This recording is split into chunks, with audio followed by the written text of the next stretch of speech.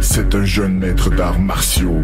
C'est un journaliste. C'est un ermitéran. Un citoyen du monde. C'est pourquoi Gino A. Vaillancourt est le guerrier moderne de Québec. Tabarouette, Gino, déjà, ça va? Tout est l'intro, hein? Ben oui, crime, t'as de la pression après une intro de même, là. Faut que tu nous impressionnes. Bon, aujourd'hui, je vous pose comme question, est-ce que les médias parlent de ce qui est important ou est-ce que les médias parlent de ce qui est intéressant? Moi, j'irais pour ce qui est intéressant. Ouais, je pense c'est ce qu'on va voir. Je vous propose aujourd'hui une petite revue plus ou moins complète du travail des médias au courant de l'année 2009. C'est qu'en fait, depuis des années et des années, le sujet numéro 1 qui est compilé dans tous les médias, quand je parle du poids médiatique, on parle de tout ce qui est colligé, tout ce qui est dit, écrit dans les médias, excepté les quiz, les publicités, les émissions musicales, les petites annonces et les chroniques nécrologiques. Alors, j'ai épluché pour vous le rapport annuel de Influence Communication. Et puis, bon, je suis arrivé avec des statistiques et puis des bilans intéressants. Des palmarès très intéressants. Parfait, mais savez-vous quel est le sujet le plus parlé par année, à chaque année au Québec? Ben, moi, je dirais que ce serait, premièrement, ça doit être dans le sport, ça doit être le hockey, premièrement. Oh, oui. T'as pas tort, je suis quand même surpris. À chaque année, le sujet le plus parlé au Québec dans tous les médias, c'est le hockey. Excepté cette année. Le sport, en fait, vient au 3e rang. OK. À cause de la santé, bon, grippe H1N1, tout ça, et crise économique. Mais en temps normal, donc, ce que tu es en train de me dire, c'est que dans les nouvelles, en général, pas juste du sport, c'est le hockey qui vient en premier. C'est le sport, oui. C'est le sport. Et évidemment, au Québec, le sport s'appelle sans S. Et quand on dit sport, on dit le Canadien de Montréal. Ce qui est curieux, c'est parce que l'Impact de Montréal, qui est champion dans sa ligue, là, je sais pas si maintenant l'Impact s'est trouvé une ligue pour laquelle jouer, mais l'Impact qui est champion a un poids médiatique de 1,4 % des nouvelles sportives. Les Alouettes de Montréal, eux, qui sont champions, qui est quand même un sport majeur, le football, là, oui. et à 3,4 pourcentage de nouvelles sportives. Et le Canadien de Montréal, ai-je besoin de mentionner, qui n'a rien gagné depuis les 16 dernières années, 86% des nouvelles sportives. C'est pas rien, ça, là. C'est pas rien quand même. Et selon toi, en fait, est-ce que Influence Communication, on peut critiquer ça ou dans le fond, c'est ça? Non, Influence Communication, là, c'est une entreprise qui est très, très, très scientifique, qui est dans 160 pays. Je ne sais pas si c'est une des pilières au monde, mais elle doit être parmi les meilleures. Eux, ce qu'ils font, comme j'ai dit, là, ils colligent tout ce qui est dit, qui est écrit dans les médias. Après ça, par la suite, ils font une pondération selon les codes d'écoute, la place dans les journaux, l'importance accordée au sujet, etc., etc. En ce moment, ils nous écoutent, nous. Pour te dire. Fait que c'est ça. Non, c'est très scientifique, puis la marge d'erreur est de moins de 1%. OK. Puis, alors, c'est ça. Une petite question que je me pose, dans le fond, là, tu as parlé de 86% pour le Canadien de Montréal. Est-ce que ça, c'est à la grandeur de la province ou c'est vraiment par région? Est-ce que c'est à Québec, par exemple, ou à Montréal? Justement, je vais vous faire un petit palmarès des 5 nouvelles sportives les plus médiatisées au Québec versus ceux au Canada. À votre avis, c'est quoi les nouvelles sportives les plus médiatisées en 2009? Je pense qu'il doit sûrement avoir Tiger Woods là-dedans, avec tout le monde qui en a parlé. Doit être au moins dans le top 5. Au premier rang, au Québec, c'est sûr que là, ils ont arrêté de compiler au moment que l'effet Tiger Woods est arrivé, le milieu décembre, ils ont arrêté de faire la compilation. Mais à mon avis, je pense pas que ça aurait changé tant que ça. La première chose qui vient, la nouvelle sportive le plus médiatisée en 2009, c'est la performance de Kovalev et les déboires des frères Kostitine. ça, c'est calculé sur 7 jours, là. C'est 7,6% en février. Donc, pour vous donner une image, sur 7 jours, si on faisait un journal de 100 pages, il y aurait plus de 7 pages et demie entièrement consacrées aux performances de Kovalev et les frères Kostitine. Ça s'en dit non. Ensuite, on a le congédiement de Guy Carbonneau. 2e rang. 3e rang, repêchage du Canadien de Montréal.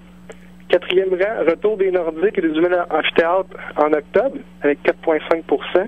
Puis au 5e rang, c'est quand même assez impressionnant, c'est les rumeurs au sujet de Vincent Lecavalier. Oui, mais Et ça, là, il avait été au cœur de la polémique, là. Il avait été applaudi comme jamais à son entrée au match des étoiles. Donc ça, on le voulait à Montréal et probablement que les médias se sont arrangés pour faire une bonne publicité à Vincent Lecavalier aussi, là, l'attirer vers ici. mais c'est fou à quel point on en a parlé. Pour vous donner une perspective, là, on a plus parlé de cette rumeur-là de Vincent Lecavalier que de la mort du pape en 2005 ou même de la chef de l'opposition, Pauline Marois. C'est quand même intense, puis il n'a même pas été proche de... C'était purement spéculatif, il n'y a jamais eu de concrétisation là-dessus. Maintenant, je vous laisse deviner quelles sont les 3 nouvelles médiatisées les plus médiatisées au Canada. Sportives, évidemment. Et là, encore là, là, par exemple, tu me prends encore au Canada, c'est un peu plus difficile. Mon Dieu, je te laisse aller, Christian. Premier rang et loin de tous, c'est la Coupe Grey, en novembre avec 5%. Au deuxième rang, le début de la saison de hockey dans la Ligue nationale de hockey avec 3,5%. Ensuite, le Super Bowl 2009 avec 2,6%. Les séries éliminatoires de LNH, 2,5%. Et on retrouve en queue de peloton les aventures de Tiger Woods. Ouais, pas le choix d'en parler. Puis une petite question comme ça, peut-être que t'as pas la réponse, mais quand même ça me chicote. On sait qu'au Canada anglais, le curling prend une place prépondérante et on sait que ça fait souvent la une des journaux.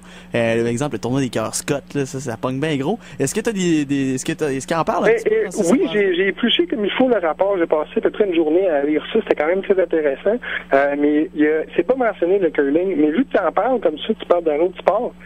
Savez-vous quel est le palmarès des 10 sports les plus médiatisés dans le monde? On va y aller. Soccer. Premièrement, soccer, c'est sûr. Soccer, je pense qu'on est d'accord avec ça. OK, faites-moi un top 3, 2 autres. OK, soccer, moi je vais pour soccer, rugby, puis hockey sur gazon. OK, ben vous êtes bon, soccer est deuxième. Oui. Soccer. Le deuxième avec 4,5, mais loin devant est le baseball. Le baseball pour les États-Unis. Les Américains. Mais également le Japon. Non, mais ça, c'est dans le monde entier. Japon, Corée, dans le milieu asiatique, très populaire le baseball également. Oui. Troisième rang, la course automobile. Quatrième rang, le football. Au cinquième rang, le golf. Le sixième rang, le tennis. Le septième, hockey avec 1,8. Là, il est loin. Là. Il est loin parce que pour vous donner le baseball, est 6%. Là. Donc le hockey est septième. C'est pas tellement surprenant. Mais c'est pas tellement surprenant de le voir là parce qu'il y a seulement côté sport officiel, là, le hockey c'est Canada, c'est quelques pays également, des pays scandinaves, Finlande, Suède. Sinon, c'est pas tellement un sport national pratiqué par tout le monde. Là. Il y a aussi la Russie qui est très populaire quand même, on a une ligue à eux. Ouais, ensuite vient le rugby. Le neuvième, vous n'allez pas le croire, les quilles. Les quilles? Les quilles. Puis il n'est pas bien loin du rugby en plus, c'est les quilles. Et puis au 10e rang, les courses de chevaux. Et notons l'absence là-dedans, évidemment, du curling et du basketball. Oui, le basketball, c'est surprenant de voir les quilles en avant du basketball. Effectivement. Et puis, je vais faire un autre petit palmarès, peut-être les 15 personnalités non politiques les plus médiatisées de 2009. Là-dedans, il y a des artistes aussi. Là. Il y a des artistes, mais sur 15, il y a 8 sportifs. Parfait. Avez-vous une idée de qui vient en premier rang? Là, ça aurait pu être Tiger Woods, encore une fois. Oui, effectivement. En deuxième position, la première personne, c'est Michael Jackson. La deuxième, c'est Tiger Woods, avec 3%. Ensuite, troisième personne, au troisième rang, c'est Ronaldo. Ensuite, il y a Madonna, Benoît XVI. On va avec Roger Federer au 6e, Rafael Nadal au 7e, Kaka, qui est un joueur de soccer que je ne connaissais pas. Ricardo, de son prénom. Ricardo dos Santos, en tout cas, je l'ai résumé comme ça. Il y a un long nom et prénom, là. Oui. Ensuite, on retrouve au 11e rang Alex Rodriguez, qui a lui aussi d'ailleurs avoué avoir pris des stéroïdes.